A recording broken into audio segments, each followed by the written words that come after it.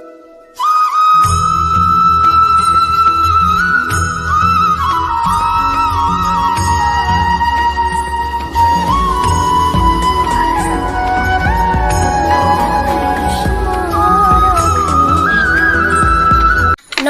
सरगम वेला में आप सभी का स्वागत है। आइए सुनते हैं एक सास बहू का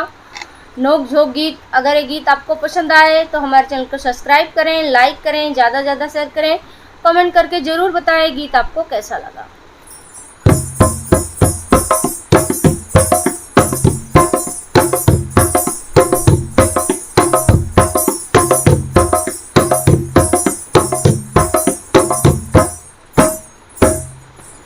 सासु जन करा झगड़वा बल को अलगा कैदना,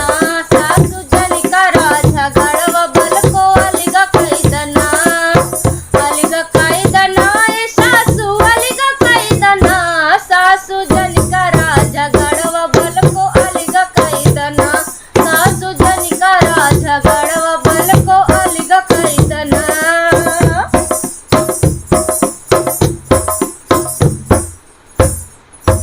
टाठी लैला लोटा लैला लैला तू गिलसिया, टाठी लैला लोटा लैला लैला तू गिलसिया, सासु ला तू गिलसिया हमरे नैहर के रे, हमरे नैहर के बटुइया हमरा ओरिया कैदना, हमरे नैहर के बटुइया हमरा ओरिया कैदना, सासु जन करा झगड़वा बल को अलगा कैदना, सासु जन करा झगड़वा बल को अलगा कैदना, अलगा कैदना ए सासु अलगा कैदना, सासु जन करा झगड़वा बल को अलगा कैदना।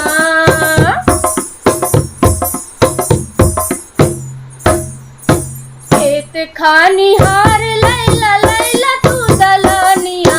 खेत खानी हार लैला तू दलनिया, सासु लैला तू दलनिया हमरे ससुर के रे, हमरे ससुर के महलिया हमरा ओरिया कैदना, हमरा ससुर के महलिया हमरा ओरिया कैदना, सासु जन करा झगड़वा बल को अलगा कैदना, अलगा कैदना ए सासु अलगा कैदना, सासु जन करा झगड़वा बल को अलगा कैदना।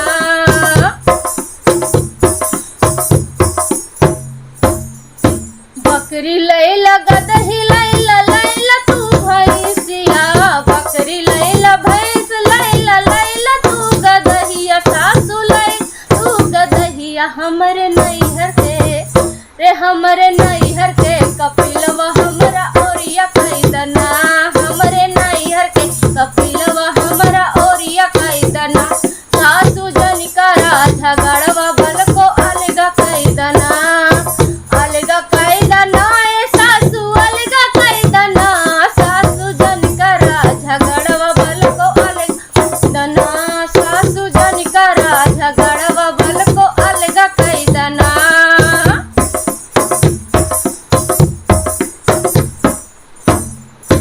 खटिया लैला मचिया लैला लैला तू चदरिया, खटिया लैला मचिया लैला तू चदरिया, सासु लैला तू चदरिया हमरे नैहर के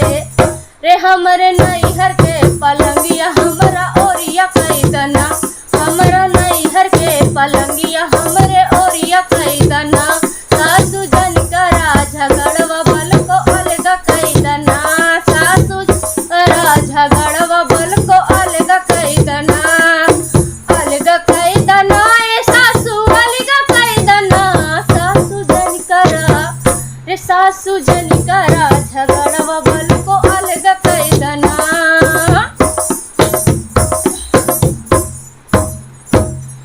ननदी लैला देवरा लैला लैला तू ससुर जी, ननदी लैला देवरा लैला लैला तू ससुर जी, सासु ला तू ससुर जी हमरे अम्मा के